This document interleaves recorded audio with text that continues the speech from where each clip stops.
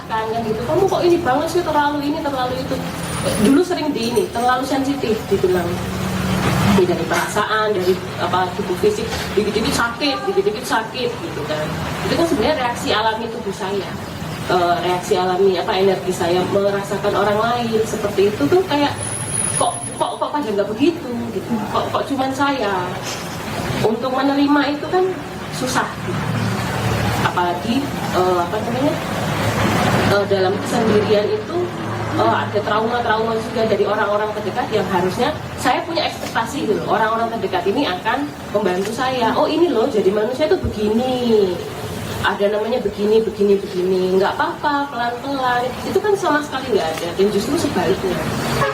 Jadi benar-benar saya harus memproses itu sendirian, harus menemukan itu sendiri. Tapi bukan berarti wah berat banget ya, karena saya milih sendiri itu setelah saya pahami itu jalan tercepat supaya saya bisa paham dalam waktu yang singkat, karena saking mendesaknya misi ini saya memang memilih jalan itu. Jadi kalau saya dibilang wah gendeng aneh, oh ya pancen ya memang saya gila. Terus mau apa kalau gila kayak Mas Budi? Gimana sih? Jual.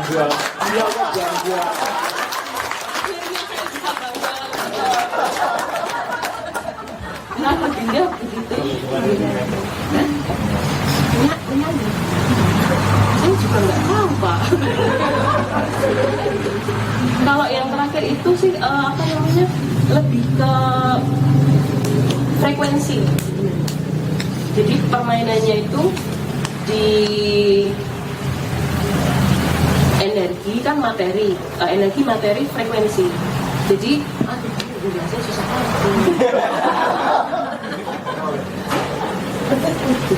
ya itu kaitannya dengan misi ini.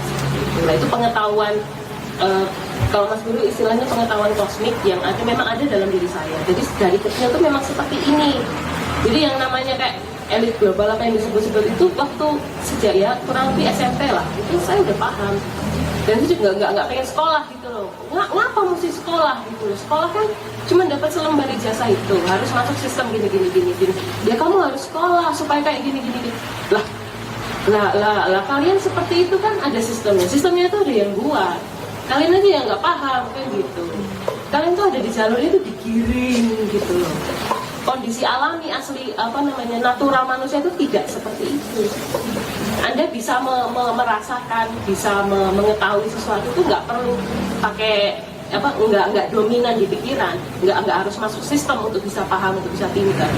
Bahkan sistem itu membatasi gitu loh. Karena kita bisa bergerak dengan natural kan gitu, sesuai dengan talenta kita masing-masing. Dan dari sistem itu malah kayak kalau istilahnya Mbak Emma diperungges karena brutal, bagi saya itu brutal gitu. Saya yang misalnya pada saat sekolah gitu ya ngalamun ndelok njaba ada daun penasaran, itu kan sebenarnya memicu ya, kenapa begini, tapi harus ayo perhatikan papan tulis di depan. Lah papan tulis ya gitu-gitu aja ya. Udah gitu aja. Gitu loh.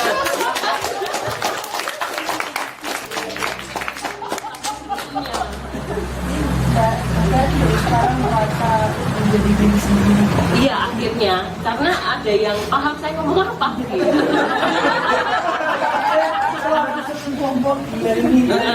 Jadi ketika pertama baca bukunya Mas Guru itu kan baca, ya ampun Pak Setio Anda kemana saja gitu. Selama ini saya sendirian gitu kan. Itu ya layak untuk dilalui gitu. Walaupun itu benar-benar yang dari fisik, dari emosi segala macam tuh benar-benar ditempa gitu. Jadi ya memang harus begitu supaya ya, kalau istilahnya Mas Guru ya ben kuat paham gitu, pemahamannya itu benar-benar meresap, nggak bisa kalau cuma dikasih tahu kan. Kita kan dengerin ceramah Mas Guru tiap hari tuh di audio lah, di YouTube gitu kan, banyak ngomong terus. Kadang-kadang kan cuma di sini aja gitu. Oh paham, lewatnya di sini. Tapi kalau benar-benar ngerasain, ditempeleng keadaan, benar-benar harus ya itu tadi kayak melepas kemelekatan yang terakhir itu kan benar-benar bagi saya itu berat sekali gitu. Dari yang awalnya memang ada benci ya benci karena saya punya harapan orang itu bisa membimbing saya, tapi malah sebaliknya kekecewaan terus yang dia lakukan tiap hari, dan saya posisi masih kecil tuh harus memaklumi orang-orang di sekitar saya, harus menahan apa yang harusnya bisa saya bagikan, bisa saya kelola. Jadi adaptasinya berlapis-lapis, dari punya badan fisik, terus ini tuh manusia tuh ada pikiran, ada perasaan, terus energinya seperti ini, dan orang lain tuh nggak paham. Kamu harus paham kalau orang lain tuh nggak paham. Kan gini ya. Aduh. Dan itu saya masih kecil dan harus jadi apa yang sopan, yang rajin, yang bersih gitu.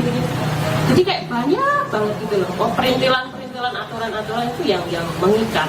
Jadi saya pertama harus mengendalikan diri sendiri, terus memahami orang lain, jadi supaya kita nggak dianggap aneh, supaya saya bisa diterima. Nah itu udah mulai gede dikit, itu permasalahannya itu bisa diterima di teman-teman.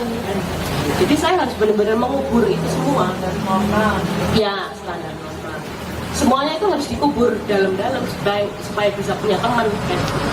Punya teman juga nggak awet. Selesai urusannya, misalnya udah lulus sekolah ya udah ganti.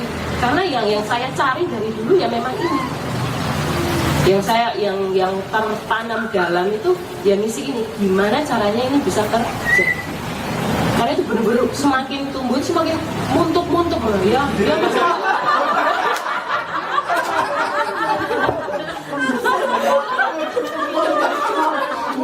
saya Indonesia nih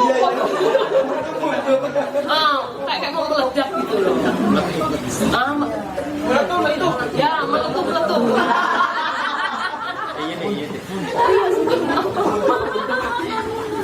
Saking mendesaknya itu, jadi ya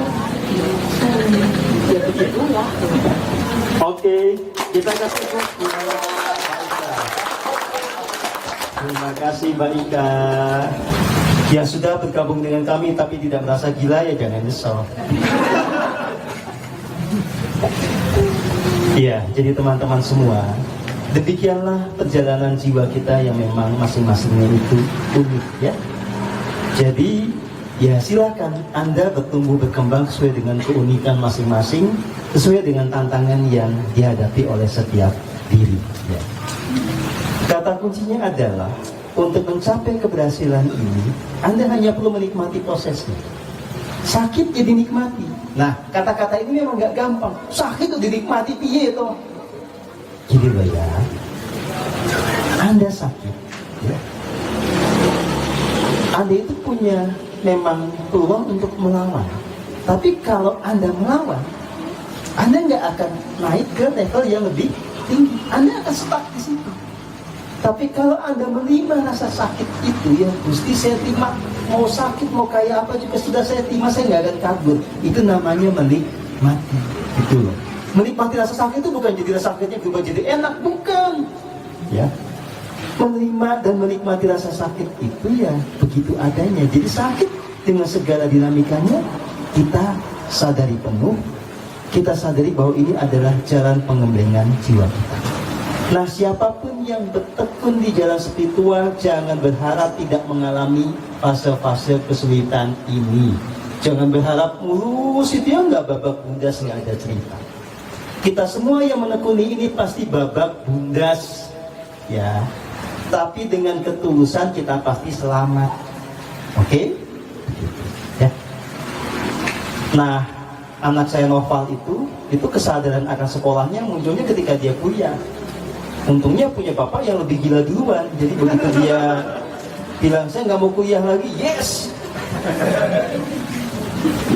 Ya kalau saya sudah tahu bahwa dia memang harusnya nggak kuliah gitu kan. Cuma mengkomunikasikan itu kepada orang tua, kepada ibunya itu kan nggak gampang karena ibunya masih berpikir dengan cara manusia biasa gitu ya. Nah tetapi pada akhirnya ibunya bisa mengerti, ya sudah anak itu jadi nggak pernah kuliah lagi, memutuskan kuliahnya diselesaikan di semester 5, sudah lulus duluan ya. Iyalah kumlot karena PTW.